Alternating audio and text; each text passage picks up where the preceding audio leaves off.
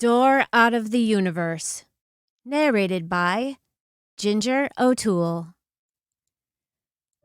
At the edge of town, there's an old, dilapidated manor house. One of many of Guildford's historical buildings that were purchased by Frost during the 1970s.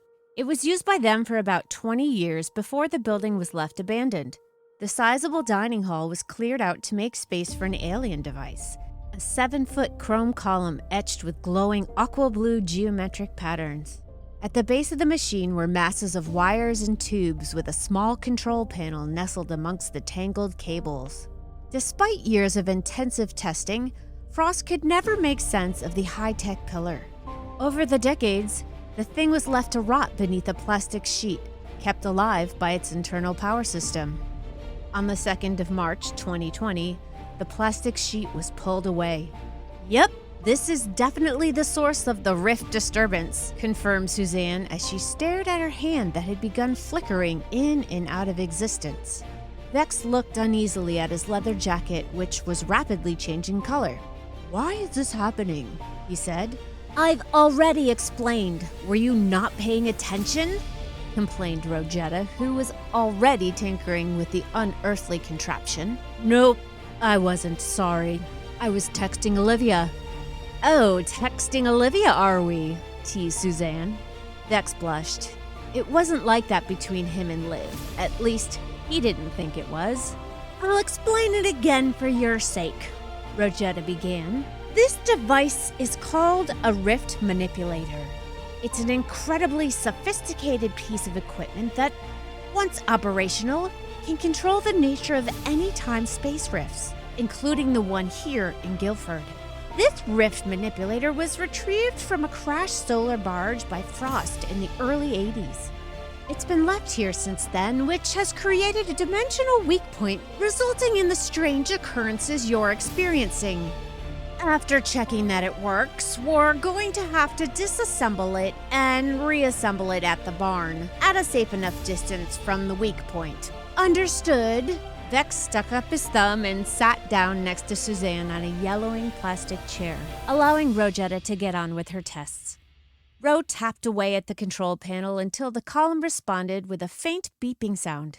Rosetta turned to the others and smiled, unaware of the red lights that had begun flashing out of the controls. The column began to surge with energy. Great bolts of electricity leapt from the machine and burned through the aging walls of the manor. Suzanne leapt from her seat, trying to drag Ro out of harm's way, but it was too late. Each of them was hit by a bolt. The room was eaten away by an impossibly bright light, and then Suzanne was returned to the increasingly familiar nothingness. Part 1. Return. With a deafening crack, Suzanne was hurled back out of the void. Once more, she felt the ground beneath her feet. The new world spun on a diagonal axis. The disorientation meant that Suzanne's surroundings appeared to her without outlines, just colors flowing into one another. Grays, greens, light blues. Then red glowing larger and larger. The growing color was accompanied by a whining sound that also lacked definition. Finally, Suzanne's mind gave clarity to her environment. The world stopped spinning and the liquid colors became solid. The grays were the road she stood on. The greens were the well-maintained bushes that lined the street. The light blues were the sky, and the growing red? That was a car, its driver manically slamming on the horn, powerless over its brakes. Suzanne was unable to run. Her body was still calibrating. She didn't yet have full control. It was as if she was in an air traffic tower, watching a plane plummet towards the earth. All she'd have to do is radio the pilot and she could save everyone. The plane would ascend back into the air, but the radio didn't work. All she could do is sit and watch the plane crash. Then it hit her. Not the car, but something else. Some outside force propelled her onto the pavement. Once again, Suzanne was plucked out from death's hands. Suzanne's savior stood above her. The tails of his trench coat rippled and reacted in the breeze.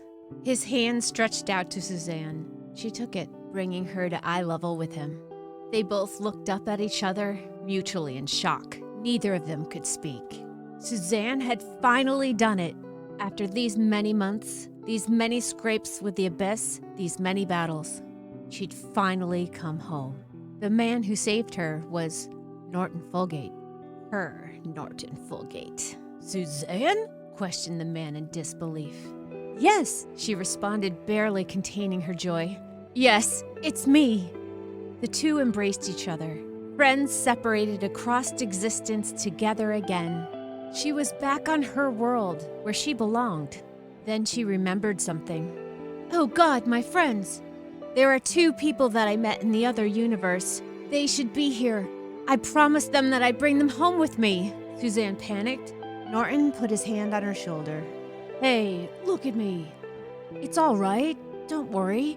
If you're here, then we know that we can bring your friends here too. All right? Suzanne nodded before taking another good look at the street they were on. To anyone else, it would look like the epitome of British suburban mundanity. But to this woman who'd been away for far too long, it was beautiful. I'm really back, aren't I? Norton looked at her with a beaming grin. You really are. Fancy a coffee? He offered with a cheery cadence. The two walked arm in arm, buzzing with the thrill of once again being in each other's acquaintance.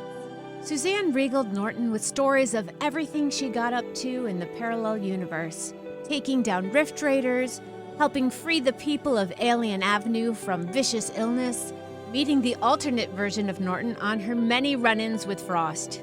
It was during this that she had realized how much she'd changed since she'd disappeared. When the invention known as Project Pyramid backfired and Suzanne was thrust across dimensions, she thought that her life was over. During her traveling days, she had to learn to adjust, but this was entirely different. She had to survive in a completely new world. Yet, after everything she'd been through, Suzanne came out on top. She became a leader. She wondered, now she was back, whether she could return to just being another cog in the Shadowwood machine. Norton and Suzanne strolled through the crowded Guildford High Street, laughing and reminiscing until they arrived at the schoolboy statue, its presence signifying the entrance to the hub, Shadowwood's underground headquarters. Shall we? Asked Norton rhetorically. He led Suzanne up onto a large paving slab that bordered the bronze statue. After pressing a button on the side of his watch, the slab, after a quick jolt, began to descend into the base below, unnoticed by the shopping masses. As the slab lift plunged further down into the subterranean complex, Suzanne found herself filled with the same wonder she felt when she first entered the hub. She tried her best to take in the sheer vastness of the place. There were armories, containment cells, forensic labs, med bays, and storage vaults, all on different platforms connected via steel walkways. In the end, the lift arrived in the command center, the hub of the hub. Stepping off the slab, Suzanne went and sat herself at one of the computer desks. She began idly spinning side to side on an office chair whilst Norton was making coffee. The whole of Shadowwood seemed to run off caffeine. The hub constantly happened to smell of whatever instant coffee brand they used. Norton carefully placed Suzanne's mug on the desk before he went and sat at a desk of his own, kicking up his feet up onto a table and accidentally knocking over a potted plant. Oh shit, Tracy's gonna kill me for that, he remarked. Tracy? Questioned Suzanne, unfamiliar with the name. Oh yeah, she's our newest recruit. She's brilliant. Just like you. You'll like her. Yeah, I'm sure, she stated, sounding less than enthusiastic. Suzanne, what's up? Well, when I last saw you, you said Shadowwood wouldn't be the same without me, but now you've gone and replaced me, just like that. It's not like that. No one could replace you, Norton assured her nonchalantly. Suzanne had only been with the team for a short while, but it was special. She thought that she'd become a core member, a staple of the organization. Seeing that someone else had come along and filled her spot made her question why she fought so hard to return to Shadowwood in the first place. So, how am I going to get Vex and Ro here then? Queried Suzanne. To put it simply, Norton began, you can't. Well, not from here anyway. Ever since you disappeared, we've been working on trying to create something to rescue you with. We reverse engineered one of the Project Pyramid gadgets and turned it into a sort of harness. You just put it on, press a button, and woof. You're teleported out of the rift. The one problem is you can't steer it. Once activated, you go into a sort of extra-dimensional freefall. That's why I haven't come and got you myself. From what we understand, the universe we're in now is the prime reality, the main one, and the parallel universes sprout out from it. When you go to these other realities, you get contaminated with already charged particles. It's those particles which mean that when you switch on the harness, you'll be attracted towards your two friends who will be scattered throughout time and space before being attracted back to the location and time you were in. Then all you have to do is plug in the data from the harness into the rift manipulator you found, and then you can all come back here. That easy, eh? Quipped Suzanne. After a few more cups of coffee, Norton brought the aforementioned harness in from the vaults. It looked like the sort of thing you'd use for rock climbing, except it was covered with dials and computer parts. In the center, there was a big blue button. How come the button isn't red? Asked Suzanne as she struggled with getting the straps of the contraption over her head. Just fancy to change. Norton shrugged before tapping away at one of the computers. Okay, I've diverted loads of power from the generators into the harness. You should be set to go, he reported. Are you ready? No. Can I use one of the phones to call my cousins, please? I just want to let them know that I'm all right. Norton tucked his hands into his trench coat pockets and looked to the ground in shame. I'm afraid I can't let you do that. They think you're dead. Everyone does. We couldn't explain what really happened. I'll sort it out once you come back properly. We can make it seem like there was a case of mistaken identity. Until then, though, you can't contact anyone outside of Shadowwood. Suzanne dug her fingernails into the harness straps, trying to divert her anger. Deep down, she'd known that this would happen. It was on the Shadowwood contract, after all. But something about it just seemed so wrong. So, if everyone thinks I'm dead, what happened to my house, my money, my stuff? Demanded Suzanne. Distributed in accordance to your will. Right, puffed Suzanne. She'd already begun imagining the sort of conversation she'd have to have in order to retrieve her belongings when she returned. Hi, Cousin Tony. No, I'm not dead. I just spent a brief period as a freedom fighter for aliens in another universe. No big deal. Anyway, can I have that 1,000 quid back, please? I best be off then, announced Suzanne. Yeah. You will come back though, won't you? Of course. I wouldn't want you to suffer any longer without me now, would I? The two both let out slightly empty laughs. Suzanne slammed her fist on the blue button and, in a great flash of light, she was gone. Norton lingered in the silence before making his way towards the surface. He wanted something stronger than coffee. Part 2. Runaway. Vex's eyes fluttered open. His surroundings were instantly recognizable, the graffitied toilet stalls of his old high school. He wasn't sure how he'd gotten there, but he knew he had to leave as soon as possible. It had been years since he'd ran away, and some of the teachers were sure to recognize him after all the trouble he'd caused them. If they saw him, they would report him. Before, the biggest consequence of being caught was that Harry and Martha, his adopted parents, would have a massive go at him. Nowadays, what with Frost being after him, the consequences would be far more drastic. He let himself out of the stall and into the mercifully empty restroom. He splashed some water on his face, adjusted his leather jacket, and dashed out the door. His plan was to leave via the back door he used to use to skip lessons and then take the bus back to Guilford. As he ran through the corridors, he noticed how similar the wall displays were to when he'd attended. Vex wasn't massively surprised, though. The school had always been boring. As he rounded a corner, he found himself skidding to a halt. There were lessons going on, but it seemed like one student had decided to bunk off. Humorously, he was hiding in the same spot that Vex and his mates used to hang out in, beneath the stairs in the science block. Vex walked past, hoping that the rogue kid would pay him no attention. Taking a look, he realized that the person under the stairs was Lee, one of his old friends that he went here with. Now, Lee was never the brightest of sparks, but surely we wouldn't have been held back 2 school years. Vex didn't want to risk being caught, but he couldn't resist having a quick chat. It had been a long time since he'd spoken to any of the Newham lot. "Lee?" he inquired. The boy turned and looked up at Vex, his brow furrowed in confusion.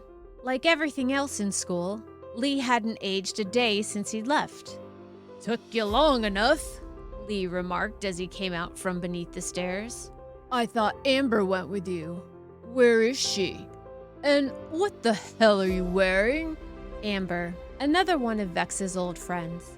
They snuck out of school to get chips on the day everything went wrong. The day he discovered his powers. The day that was so important, and yet Vex could never quite remember it. The day he ran away. Oh, suddenly it all made sense. Now Vex knew that the rift manipulator hadn't just moved him through space. "Lee, what day is it? What's the exact date?" Vex insisted. "Chill out, Tyler. Jesus. It's the 18th of June, 2017. Why?" And there it was. No one had called Vex Tyler in a long, long time.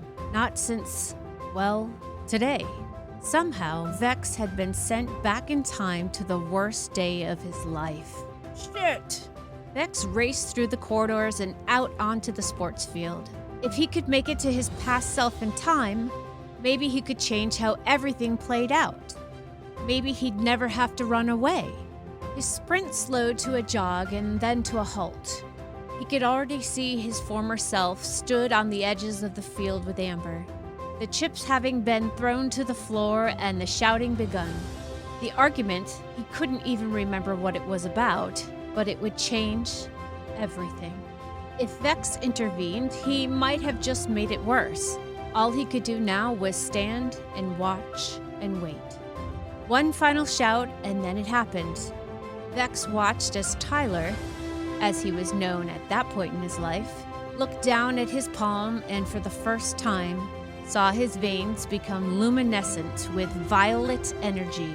Soon the glow spread throughout his body, visible from beneath his school uniform. Amber started to scramble away, but she couldn't stop what was about to happen. A loud blast accompanied a wall of purple force erupted from Tyler's chest. As it charged forward, the wall tore apart the field beneath it. Amber tried desperately to outrun it, but she was thrown violently aside by the thing as it passed through her. Vex closed his eyes and prepared himself before it too tossed him high up into the air. Vex's fall was only cushioned by the layers of mud that had been freshly unearthed by the energy wall. It continued its assault until finally it met an object large enough to absorb its power. The school building. The moment impact was made, every single window throughout the complex exploded, causing a multitude of screams and screaming alarms. Tyler stood, gazing out over the destruction he'd caused before collapsing over the floor in exhaustion. Vex climbed out from beneath the dirt and darted towards the boy he used to be, grabbing him by the arms and dragging him out of the school premises. The screeches and whines of metropolitan life echoed up through an abandoned multi-level car park, at the top of which stood Vex, who was looking out upon the Newham as fire engines charged in the direction of the high school. Vex's younger self was slumped up against the concrete border that separated him from the enormous plummet into the streets below. Where am I? Muttered Tyler. I dragged you up here. You're okay. You didn't hurt anyone back at the school. How do you know that? Tyler questioned as he pulled himself up. Vex stared at Tyler. He was a bit taller now and wasn't dressed in a tattered school blazer, but the similarities between the two young boys were striking, obviously. Take a good look at me and ask me that again, instructed Vex. The boy did as he was told, and soon his face was marked with bewilderment. It was clear that he'd figured it out, and yet he couldn't quite let himself believe the truth. No way. No bloody way, the younger one denied. First, I accidentally blow up half my school, and now I'm meeting myself? This is fucking mad. Vex chuckled. It certainly was mad. Over the past 2 years, he had wondered why he couldn't remember the full truth about this day. Rogetta would probably explain it by saying something about overlapping time streams or some other scientific babble that Vex never really pays attention to.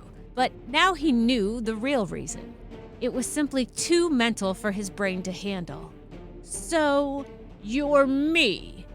From the future or something. That's how you know no one got hurt, Tyler started. You're Tyler too?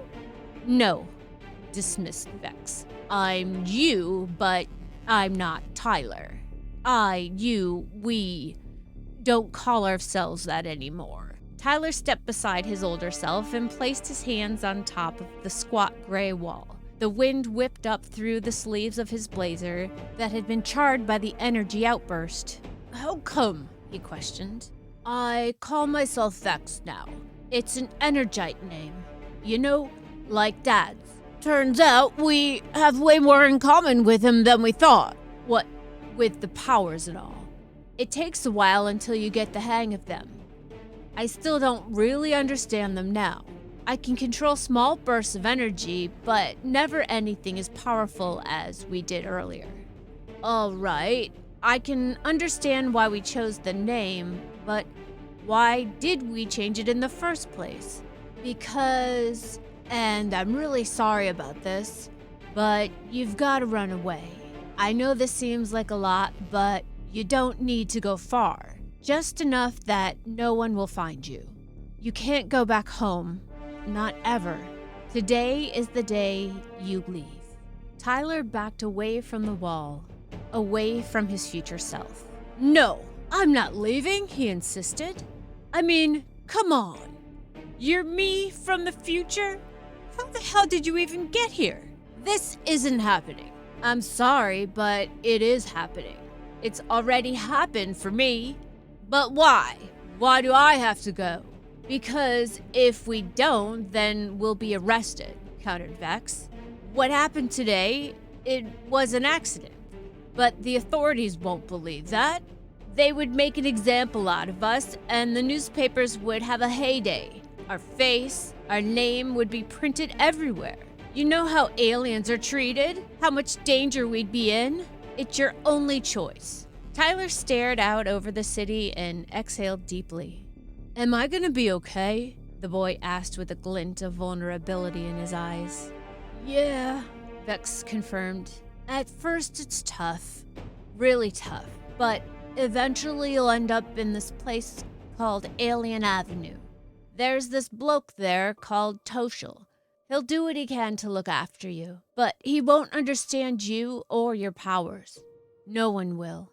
Until you meet Suzanne, and Rogetta too. They still won't get you completely, but they're the best possible people you can be with.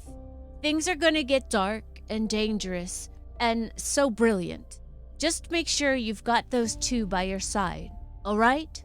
Tyler wiped away a tear with the side of his palm and grinned at Vex. The next few years would be hard, but he'd make it out. One more question. Where did you get that jacket? Posed Tyler. Vex chuckled and ran his fingers through his afro. You know what? I don't actually remember, he answered. Just like so much else from today. which means today is probably when you get it. Vex whipped the jacket from his shoulders and flung it over to Tyler, who caught the leather bundle and put it onto himself. It was ill-fitting and far too bulky to be paired with the bedraggled school uniform he was wearing, but there was something quintessentially Vex about it. He could never be ready for what he was about to experience, but at least with the jacket, he'd be warm. Vex looked at him with a strange sort of pride, like the type someone would have for a younger brother. "Anything else I should know?" Tyler queried. "You'll want to be taking a bus to a town called Guilford. It's about 40 miles from here. Once you get there, everything else will fall into place." Tyler nodded and unpinned a badge from the jacket before flicking it into Vex's hand. It was the same badge that Olivia had given him. "I'll see you around then," the boy stated. "Yeah, I suppose you will, Vex." The younger one smirked and made his way out of the car park. Vex placed Olivia's badge into his pocket and noticed the hair on his arm standing up on end. He could feel something like static moving through the air, culminating at one point behind him. Vex couldn't see the energy convergence, but he could sense it. It was powerful, more powerful than the outburst at the school. Vex began to approach the point. He stretched out his hand, allowing the energy to flow through him. Then a second hand, Suzanne's hand, appeared, reaching through reality. Cautiously, he grasped it, and the car park was empty once more. Part 3. Ruins. Rojetta had been trudging through endless dunes of silver sand for hours, entranced by the complex tapestry of night which had unfolded above her. The constellations were similar to those she remembered seeing in her childhood on her home planet of Sorvos. Whatever world she was on now must be close, she thought. Definitely in the same solar system. Although she couldn't be quite sure exactly where she was, to her memory, there were no desert planets near Sorvos. As the world was devoid of flowing water, it would be difficult for Ro to track down any civilizations, if there even were any. Despite the lack of rivers, she wasn't concerned about dehydration. The landscape was littered with large shards of ice which could be drank from if melted down. The triplet moons above shone through the icy spires, casting sheets of blue light across the desert. Other than the spires, the landscape was completely featureless. Just an ocean of sand with waves that were once high and turbulent but are now stationary in time. Ro would have found it beautiful if she had the time to contemplate such things, but she didn't. Her primary goal was somehow returning to Earth to make sure that Suzanne and Vex were unharmed. Flying a conventional spacecraft from here to Earth would take years, something Rojetta knew all too well after her decade on the evacuation ship. She would have to travel to one of the core worlds and purchase a rift jump device from one of the black markets. All this would have to be achieved without raising suspicion from the theocratic regime, a task that was likely impossible. When she was evacuated, the regime had dominated almost all of Sorvos, and from what she heard from Rez Fenra, a Sorvix rebel living on Earth, it was likely that they had moved on to invading other nearby planets. Rojetta always chose to wear clothes that were at the halfway point between formal and practical. At that moment, the practical aspect was coming in extremely handy. She dug her boots into the side of a near-vertical sand dune and began to attempt to scale it. The dune was around 25 meters high and would allow Ro a greater view of her surroundings, should she reach the top. She jabbed her fingers into the sand, hoping to get a better grip, when she realized that she might not be in a desert at all. At least, not in the traditional sense. Ro had attributed the silver coloration of the sand to the fact that she was simply on another world, but now she wasn't so sure. The grains of sand were much larger than what she expected, sturdier too. She deduced that they were likely derived from concrete and metal rather than bone or rock. Still, though, it was not sturdy enough. As she was halfway up the sandhill, the structure began to get weaker. Whilst nearer to the bottom, the dune was relatively solid, Rogetta was now battling against what seemed like an inevitable fall. With every step and every grasp, she would send vast amounts of the silvery powder cascading back down beneath her. Soon she was struggling just to breathe as she ascended up the dune, clawing and scrabbling, spitting out large globs of swallowed sand. When she placed her foot down, she was met with no resistance. The ground beneath her gave way, and she was sent into a violent decline. She tried to suppress the sheer pain she experienced as her face was torn by the sand. She thrashed her arms around wildly until she caught hold of something. With a sharp judder, Rogetta's fall ended. She looked down. Rogetta had fallen halfway back down the dune. Ascending back up would be far more dangerous due to her disturbing the already unstable sand. Rogetta glanced up to see what exactly she was holding onto. Her pupils constricted. The thing that was keeping her safe was something that was once caused to harm so many of her loved ones. There, caked in years of sand, was the remains of a siege root, a biological weapon concocted by the regime. They would burst from the ground and implant viral pathogens into innocent civilians. Roots like this had destroyed her home, her family, her friends. It seemed like they destroyed this world too.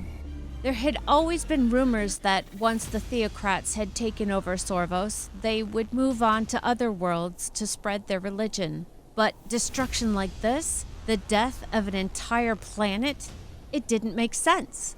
But perhaps this world wasn't dead. Maybe beyond this dune was a sprawling city, teeming with life. Rogetta still had hope, so she channeled that hope into her arms, her muscles, throughout her body, using it to pull herself up the root, nearly tearing the thing from the ground in the process. When she reached the top, Rogetta wiped the sweat from her brow. A sudden blast of air sent Ro's scarf floating off in the direction she'd come from. The thing shifted in the sky until eventually it landed somewhere in the desert. Without it, Rogetta found that this world was much colder than she'd thought.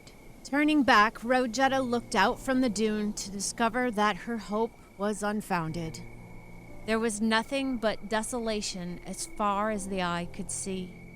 Silver sands soaked in dark blue night hues. A deep guttural humming resonated from within an object that hovered above Rogetta, the source of the air blast. A sleek bronze sphere with hundreds of twisting rods branching out from its exterior. Rogetta's face was reflected, morphed on the side of the craft. The humming became a growl. The rods curled and contracted.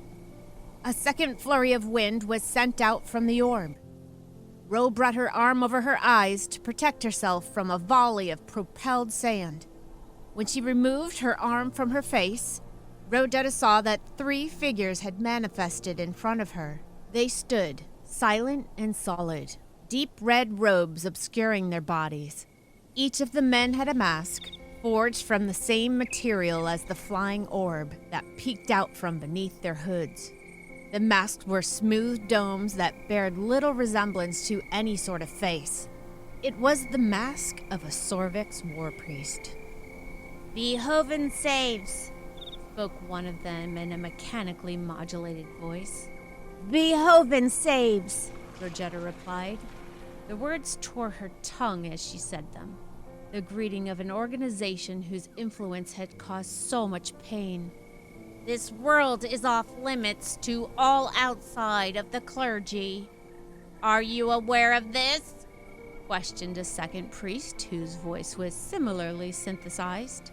"I'm sorry, I don't know where I am," explained Rogetta. "I was on a pilgrimage, hoping to strengthen my bond with the Divine One. There was an accident on board my ship, and I woke up here." The priests moved as if to talk to each other, but remained noiseless. Rogetta observed the group, the sphere floating behind them as if it were on guard. After a few minutes of soundless conversation, The three turned back to Ro. "We believe your being here may not be an accident," a war priest announced. Rogetta prepared to break into a run. If they didn't believe her story, she was sure to become a sacrifice. "We think you may have been sent here for a deeper purpose," the priest continued. "Vehoven himself may have selected you and caused the failure of your transport to bring you here. You are standing on the most holy of grounds. Did you know that?" Rogetta shook her head. "Where am I?" A question Rogetta would soon regret asking. "You are on the mother planet of the one true religion. You are on Sorvos." The blood rushed out from Rogetta's face. "What did you say?" asked Ro in disbelief. "You are on Sorvos," the priest reiterated. "The cradle of our religion. The birthplace of Vehoven. This is not Sorvos. I know that world. I know its mountains, its valleys, its vast cities. Sorvos is a planet abundant with life. From the jungles of Vietnam to the colonies of Spiralia. Existence is inescapable. Perhaps you have been left delirious after the accident that brought you here. Come with us, and we shall take you to a healing temple and send you on your way from there." Rogetta's heartbeat pounded at the back of her skull. These people, so unconcerned about the destruction of an entire planet, the death of billions. Her culture, her identity, was gone. Ro had spent years running and hiding. Even if she managed to escape this reality and settle in Suzanne's universe, she would never truly be home. All she really wanted was for Sorvos to return to how it once was. Perhaps then her decades of fear and secrecy would make sense. But now that can never happen. All that was left for Rogetta was ruins. And then she changed. She vowed to herself, no more running or hiding, no more leaving the fighting to someone else. She wouldn't let anything else she loved become ruins. Rogetta used to say that she'd only fight if death was her only other option. But right now, she did not have another option. She could go with the war priests. They could take her to safety. But what kind of a woman would she be if she sided with the very men that destroyed her home? The war priests must have sensed her revelation, as their crimson cloaks were engulfed in a second of flame before becoming ash, uncovering what lay beneath their clerical visage. Their face coverings were not simply metal masks, but part of a much larger suit of armor that each of the priests were encased within. Rogetta could see hydraulic components compressing and expanding beneath the heavy plates of the armor. These modules not only allowed the war priest to manage the unbearable weight of the suits, but also granted them inconceivable levels of strength. She was physically unmatched in every way, but Rogetta had to try. One of the war priests drew a ceremonial dagger from their belt and took a swipe at Rogetta. The glinting blade scraped the air around her neck but didn't make contact. Rogetta was too fast. One advantage she had was that the armor rendered the wearer much slower than they'd usually be. Trying to exploit this weakness, Rogetta attempted to snatch the dagger from the priest's hand, but their grip was too strong. Soon, a reinforced fist struck Ro's ribs. The force of the punch sent her crashing into the edge of the dune.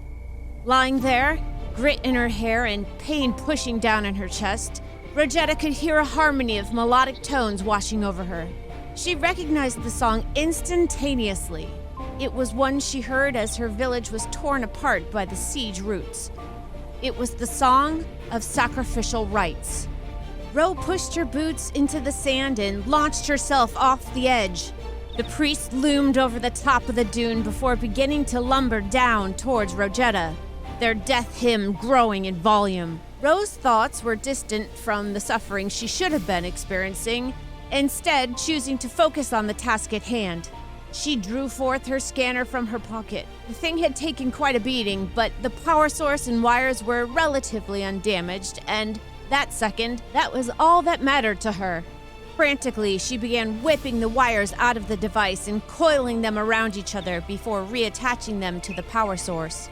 Now all she had to do was wait and hope. The murderous group continued its descent, clouds of sand being hurled upwards with each weighty step. With slightly trembling hands, Rogetta held out her device and flicked a switch. For a moment, nothing happened. The sacrificial prayer continued, and the priests raised their daggers in preparation to strike. Then, a burst of electromagnetic energy leapt from Rogetta's makeshift device, expanding and consuming the priests. The march of the war priests was halted. The mighty machine stood motionless, black statues on the indigo horizon. The systems within their suits had been disrupted by an electromagnetic pulse. The priests were imprisoned within their once weapons. Rogetta wondered if she could go further. They were at her mercy, and she had more than a good reason to take some revenge after all these years. But if she was to allow herself to fight, she wouldn't let herself become cruel. There was still a line she wouldn't cross. Help would come for the priests. Eventually. The chief war priest's hands fumbled around his suit. There was an emergency release somewhere. Once he found it, he'd take his dagger and kill that woman himself. It had been a long time since he'd sacrificed someone without the assistance of his armor, but he could do it. He was sure. His fingers traced a small switch. Flicking it resulted in a series of clunks reverberating around the suit before the whole thing opened up, splitting him out onto the sand. It had been a long time since the priest had felt the winds of his homeworld on his bare skin. He remembered being amongst those that rendered this world dust. The weeping and screaming still ate away at him once every so often. But as he did, he knew Vihoven was smiling up upon him, and once he killed this woman, he'd smile upon him once again. Clutching his dagger in one hand, he set off after Rogetta. He would find nothing. Part 4. Reunion. Suzanne, Vex, and Ro crashed back into the old dining hall of Guilford Manor, the strange monolith pulsating gently in the center of the room. Suzanne ripped off her red-hot harness and tossed it to the side. She jumped as the contraption coughed up a few sparks before finally sputtering out. "That thing's buggered then," she remarked. "Still, it's got coordinates or something on it that'll help us get back to my world. Oh, you will not believe where I have been." Vex chuckled as he dusted himself off. "Try me. I've seen some weird shit in the last few hours." The two quickly got into a competition trying to one-up each other's stories of their strange adventures. Rogetta, however, stayed silent and got to work deconstructing the rift manipulator. Taking it apart, reassembling it in the barn, and fixing the flaw that caused it to go haywire in the first place could take her days, possibly weeks of work. But she didn't mind. Ro had a lot to think about. In the corner of the room, an age security camera flickered into life. Elsewhere, a computer displaying a grainy black and white image did the same. A woman in a black duster jacket pushed her hair, greasy after weeks of sleepless nights, out of her eyes. She approached the screen in an almost predatory manner and watched with great satisfaction as Ro began to dismantle the rift manipulator. "Oh, Rogetta, such a beautiful mind you have," the coordinator said to herself. "The pieces are all in place now, my dear. The only thing that I have to do is be patient."